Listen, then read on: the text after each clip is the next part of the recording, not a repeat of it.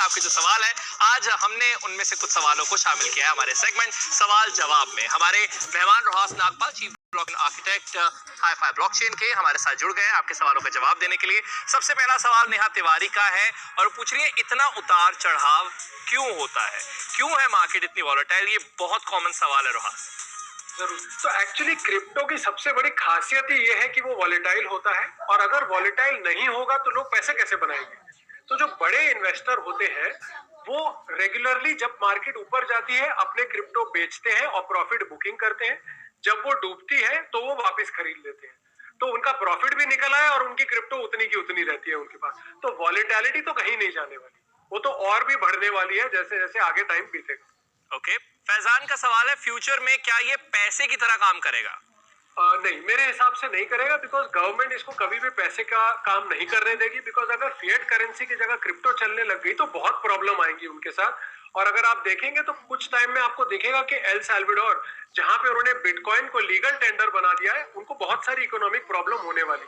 लेकिन तो वही जी जी जी तो हो सकता है ये कि जैसे अलग अलग देश अपनी सीबीडीसी बना रहे हैं, सेंट्रल बैंक डिजिटल करेंसी, वो बहुत ही मस्त, बहुत अच्छा आइडिया है, वो होगा। पर क्रिप्टो लीगल टेंडर मेरे हिसाब से नहीं होगा। मैं वही बोल रहा था, आपने एल साल्वाडोर की बात की, तो उन्होंने इसे ऑफिशियल करेंसी बनाया क्योंकि उनकी अपनी कोई करेंसी नहीं थी इंडिविजुअली भी, तो एक वो भी एक क्योंकि उनकी खुद की करेंसी तो है नहीं, वो यूएस डॉलर पे ज्यादा चलते हैं क्योंकि बहुत छोटी इकोनॉमी है।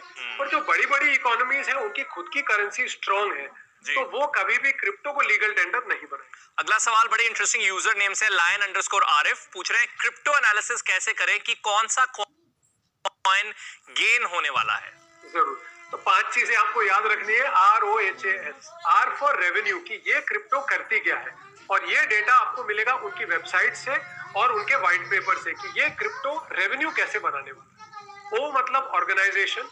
तो इस क्रिप्टो के पीछे जो लोग हैं, आप उनके लिंक्डइन प्रोफाइल चेक कीजिए कि वो कैसे हैं, उन्होंने आज तक क्या क्या किया है, वो स्ट्रांग होना चाहिए। एच फॉर हिस्ट्री, कि ये क्रिप्टो की हिस्ट्री कैसी रही है, मैट्रिक्स कैसे रहे। कॉइन मार्केट कैप जैसी वेबसाइट्स पे आपको ये डेटा मिल जाएगा। ए फॉर एल्गोरिदम, तो उनकी टेक्नोलॉजी कैसी है, इसके लिए उनकी टेक्निकल डॉक्यूमेंटेशन देखिए और गिटहब देखिए, उनका जो सोर्स कोड। और लास्ट और सबसे इंपॉर्टेंट होता है एस फॉर सोशल, उनके सारे सोशल मीडिया चैनल ज्वाइन कीजिए और देखिए कि वहां पे एक्टिव होने चाहिए, तो वो क्रिप्टो में फिर दम है। जी, आखिरी सवाल, बहुत कम समय है, अगर फटाफट जवाब दे पाए। राजपूत 5599 का यूजर नेम है, सवाल है, बहुत लॉस हो रहा है, क्या करना चाहिए?